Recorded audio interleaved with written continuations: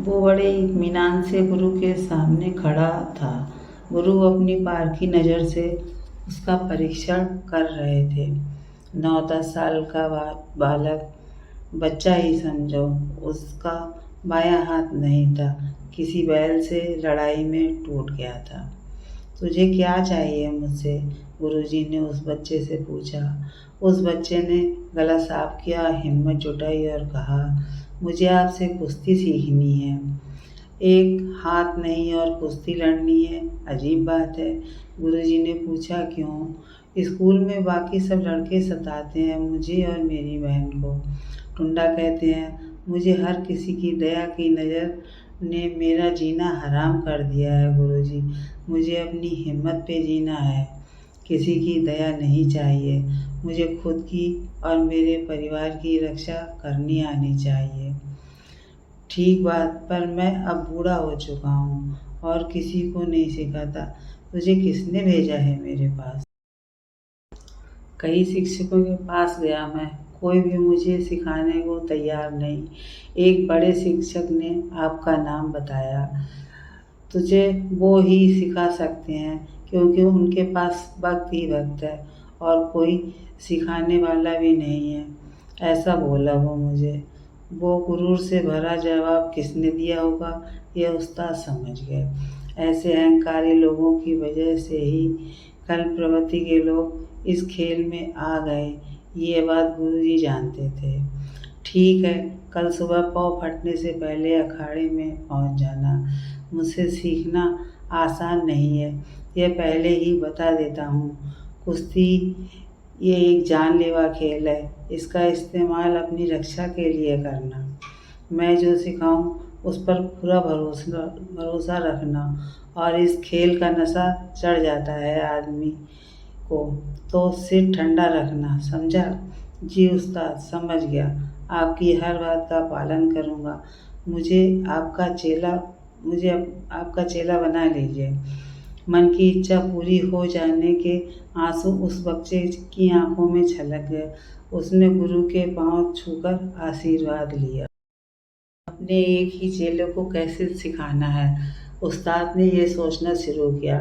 मिट्टी रौंदी, मुद्गल से धूल झटकाई और इस एक हाथ के बच्चे को कैसे विद्या देनी है, इसका सोचते सोचते उस्ताद की आंख लग गई।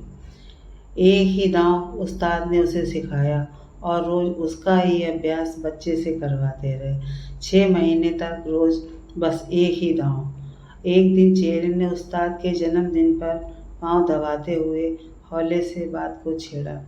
गुरुजी, 6 महीने बीत गए, इस दांव की बारीकियां अच्छे से समझ गया हूँ, और कुछ नए दांव पेच भी सिखाइए ना। गुरुजी वहाँ से उठ के चल दिए। बच्चा परेशान हो गया कि गुरुजी को उसने नाराज कर दिया है। फिर गुरुजी की बात पर भरोसा करके वो सीखता रहा। उसने कभी नहीं पूछा कि और कुछ सीखना है। गांव में कुश्ती प्रतियोगिता आयोजित की गई। बड़े बड़े इनाम थे, उसमें हर एक अखाड़े के चुने हुए पहलवान प्रतियोगिता में शिरकत करने आए। गुरुजी ने चेले को बुलाया। कल सुबह पैर जोत के गाड़ी तैयार करना, पास के गांव जाना है। सुबह सुबह कुश्ती लड़नी है तुझे। पहली तो कुश्ती इस बिना हाथ के बच्चे ने यूं जीत ली। जिस घोड़े के आखिरी आने की उम्मीद हो और वो रेस जीत जाए तो रंग उतरता है, वैसा सारे विरोधी उस्तादों का मुंह उतर गया। देखने वाले अचरज में पड़ गए। बिना हाथ का बच्चा कुश्ती में जीत ही कैसे सकता है? कौन सिखाया इसे? लोगों के मन में उसकी कुश्ती देखने की इच्छा प्रबल होने लगी। अब तीसरी कुश्ती में सामने वाला खिलाड़ी नौसिखुआ नहीं था, पुराना जाबाज था, पर अपने साफ सुथरे हथकंडों से और दांव का सही तोड़ देने से यह कुश्ती भी बच्चा जीत गया। अब इस बच्चे का आत्मविश्वास बढ़ गया। पूरा मैदान भी अब उसके साथ हो गया था।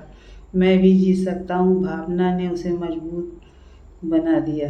देखते ही देखते वो अंतिम बाजी तक पहुँच गया। जिस अखाड़े वाले ने उस बच्चे को इस बूढ़े उस्ताद के पास भेजा था। उस अहंकारी पहलवान का चेला ही इस बच्चे की आखिरी कुश्ती में प्रतिस्पर्धी था। ये पहलवान बड़ी उम्र का होने के साथ साथ शक्ति और अनुभव से इस बच्चे से श्रेष्ठ था। कई मैदान मार लिए थे उसने। इस बच्चे को वो मिनटों में चित कर देगा, ये स्पष्ट था। पंचों ने राय मशवरा किया, यह कुश्ती लेना सही नहीं होगा। कुश्ती बराबरी वालों में होती है। यह कुश्ती मानवता और समानता के अनुसार सही नहीं है, इसलिए इसे रद्द किया जाता है। इनाम दोनों में बराबरी से बांटा जाएगा। पंचों ने अपना मंतव्य प्रकट किया। मैं इस कल के छोकरे से कई गुना ज़्यादा अनुभवी हूँ और ताकतवर भी। मैं ही ये कुश्ती जीतूँगा। यह बात 16 आने सच है तो इस कुश्ती का विजेता मुझे बनाया जाए, वह इस प्रतिस्पर्धी अहंकार में बोला। मैं नया हूँ और बड़े भैया से अनुभव में छोटा भी। मेरे उस्ताद ने मुझे ईमानदारी से खेलना सिखाया है। बिना खेले जीत जाना मेरे उस्ताद की तौहीन है। मुझे खेल कर मेरे हक का जो है वो लेना है। मुझे ये भीख नहीं चाहिए। उस बाके जवान की स्वाभिमानी बात सुनकर जनता ने तालियों की बौछार कर दी। ऐसी बातें सुनने को तो अच्छी होती हैं पर हकीकत में नुकसानदेह होती हैं। पंच हतोत्साहित हो गए। कुछ कम ज़्यादा हो गया तो अपना पहले ही एक हाथ खो चुका है और कुछ नुकसान ना हो जाए, मूर्ख कहीं का। लड़ाई शुरू हुई और सभी उपस्थित अचंभित रह गए। सफाई से किए हुए बाल और मौके की तलाश में बच्चे का फेंका हुआ दांव उस बलाढ्य प्रतिस्पर्धी को झेलते नहीं बना। वो मैदान के बाहर औंधे मुंह गिर पड़ा था। कम से कम परिश्रम में उस नौसिखिए स्पर्धक ने उस पुराने महारथी को धूल चटा दी थी। अखाड़े में पहुंचकर चेले ने अपना मेडल निकाल के उस्ताद के पैरों में रख दिया। अपना सिर गुरु के पैरों में रख कर पैरों की धूल माथे पर लगाकर मिट्टी से सना लिया। गुरुजी, एक बात पूछनी थी। पूछो। मुझे सिर्फ एक ही दांव आता है, फिर भी मैंने कैसे जीता? उस्ताद बोले, तू 2 दांव सीख चुका था इसलिए जीत गया।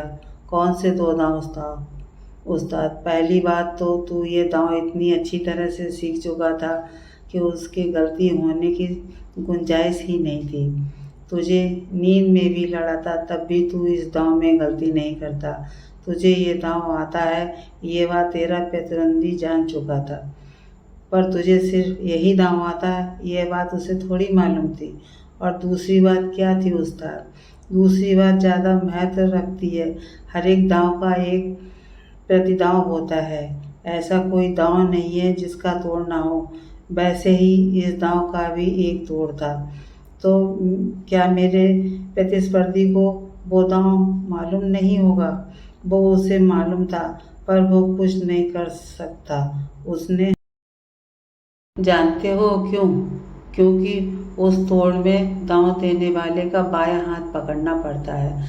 जिस बात को हम अपनी कमजोरी समझते हैं उसी को जो हमारी शक्ति बनाकर जीना सिखाता है, विजयी बनाता है, वो ही सच्चा उस्ताद है।